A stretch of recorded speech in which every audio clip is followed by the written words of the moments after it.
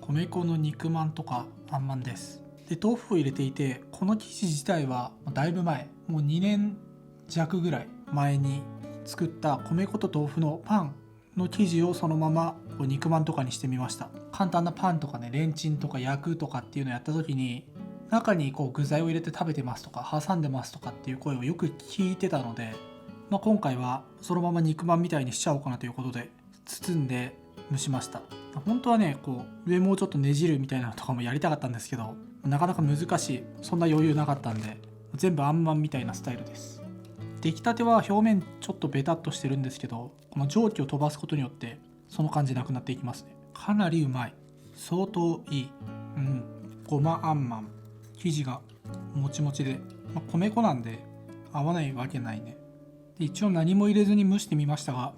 それももちろんできますね。仕上げにそこだけ焼くとかしてもいいのかもしれない。カリッと、ちょっとね、そこ水っぽくなっちゃいますね。網の上とかに置いて、そこの蒸気も飛ばすようにしといた方がいいのかな。こっちの肉まんとかはそのべちゃつく感じ少ないんで、この紙すぐ外した方がいいかもな、もしかしたら。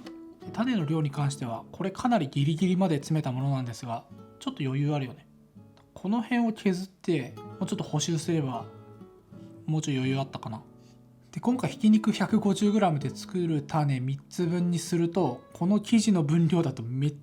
ちゃギリなんで、種は4個分ぐらい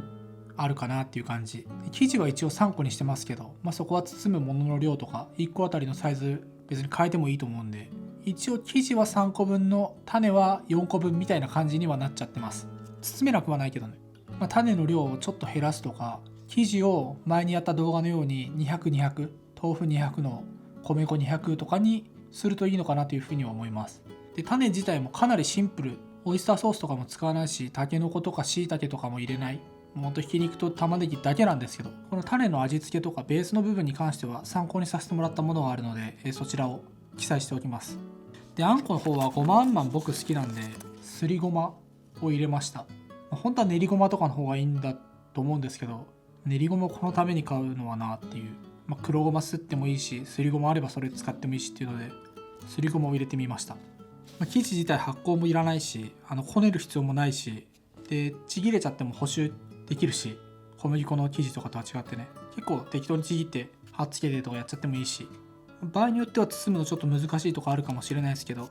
生地自体の作り方というかね、これ自体は簡単なんで、他にもピザまんやろうかなと思ってピザまん試したんですけど、びっくりするぐらいうまくいかなかったんで、今回は肉まんとあんまんの2種類にしました。